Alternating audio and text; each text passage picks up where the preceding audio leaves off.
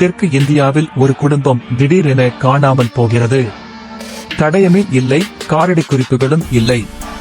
கடற்கரையை ஒட்டிய ஒரு புனித கோயிலில் அவர்கள் கடைசியாக கண்டுபிடிக்கப்பட்ட இடத்தை காவல்துறையினர் சோதனை செய்தபோது அவர்கள் கண்டது வேறு ஒன்று. ஒரு பாறை வெட்டி இழைக்கப்பட்டிருந்த பாரம்பரிய கல்வெட்டு. அதில் ஒரு வரி மட்டுமே: மனிதன் மறந்ததை கடல் நினைவில் வைத்திருக்கும். அதன்பின் நடந்தது தமிழ் வரலாற்றையே முடிவடையச் செய்தது. இந்தியாவின் தெற்கு பகுதியில் ஒரு மறக்கப்பட்ட புராணம் உள்ளது. அல்லது சிலர் கூறுவது போல ஒருபோதும் பேசக்கூடாத உண்மை. அதுதான் குமரி கண்டம் ஒரு காலத்தில் தமிழ்நாட்டிலிருந்து ஆழமான இந்திய கடல் வரை பரவியிருந்த ஒரு மிகப்பெரிய நிலப்பகுதி. தமிழ் இலக்கியங்களில் இது மொழியின் பிறப்பிடம், தத்துவம், ஜோதிடவியல் ஆகிய அனைத்திற்கும் ஆரம்பமாக இருந்தது என கூறப்படுகிறது. ஆனால் இது அழிவின் கதையும் தான். சிலப்பதிகாரம் எனும் 2000 ஆண்டுகள் பழமையான தமிழ் காவியம் 3 பெரிய கடலெழுச்சிகள் அந்த நிலத்தை முழுவதுமாக மூழ்கடித்துவிட்டன என கூறுகிறது.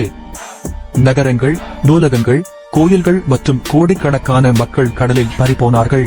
2000களின் தொடக்கத்தில் பூம்புகார் கடற்கரையில் சில கடலியல் ஆய்வாளர்கள் கடலுக்குள் புதைந்த பளிங்கு கோட்டைகள், சுவர்கள், கட்டிடம் போன்ற அமைப்புகளை கண்டுபிடித்தனர். சாட்டலைட் புகைப்படங்களில் கூட இயற்கையான அமைப்புகளுக்கு மாறான வடிவங்கள் தெரிந்தன. இதுதான் தொலைந்த குமரி கண்டத்தின் தலைநகரா? 2006ஆம் ஆண்டு ராஜீவ் என்ற டைவரின் தாத்தா 2004 சுனாமியில் உயிரிழந்தார். அவர் நினைவாக அந்த கடலுக்குள் தன் மரியாதையை செலுத்த சென்ற ராஜீவ் அங்கு கண்டது அதிர்ச்சிகரமானது. 120 அடி ஆழத்தில் ஒரு பாறை சிலை, ஒரு தாயும் 2 பிள்ளைகளும் கை நீட்டியவாறு தெற்கை நோக்கி நின்றனர். அந்த சிலையை மேலே கொண்டு வந்து ஆய்வு செய்த போது அதில் பழைய தமிழ் பிராமி எழுத்துகள் இருந்தன.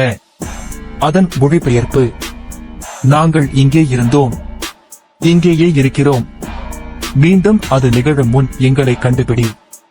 மறுநாள் காலை அந்த சிலையை எடுத்துச் சென்ற படகு சமுத்திரத்தில் அழிந்துவிட்டது. காற்றும் இல்லை, அலைகளும் இல்லை. ஆனால் அதே நேரத்தில் முழுமையான அழிவு. சிலர் குமரி கண்டம் ஒரு புராணம்தான் என்று கூறுகிறார்கள்.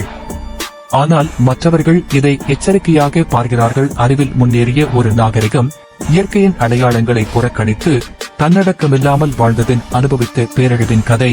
நிச்சயமாக ஒன்று மட்டும் உன்னை கடல் மறக்காது, அது காத்திருக்கும். அதனால் ஒரு நாள் நீங்கள் காலையிலே அமைதியான கடற்கரை ஓரத்தில் நடக்கும்போது காது கொடுங்கள். அந்த கீழே புதைந்த நகரத்தின் இசையற்ற நிசப்தம் உங்களை அழைக்கும். இந்த கதை உங்களுக்கு நடுக்கம் ஏற்படுத்தியதா? அப்படியானால் லைக் பண்ணுங்க, கமெண்ட் பண்ணுங்க. இந்த வீடியோவை உங்கள் மிஸ்டரி நேசிக்கும் நண்பர்களுடன் ஷேர் பண்ணுங்க. அதிக வியப்பூட்டும் உண்மையான கதைகளுக்காக பஸ் இப்போதே சப்ஸ்கிரைப் பண்ணுங்க. ஏனெனில் அடுத்த கதை உங்களுடைய நம்பிக்கையையே சோதிக்கக்கூடியது.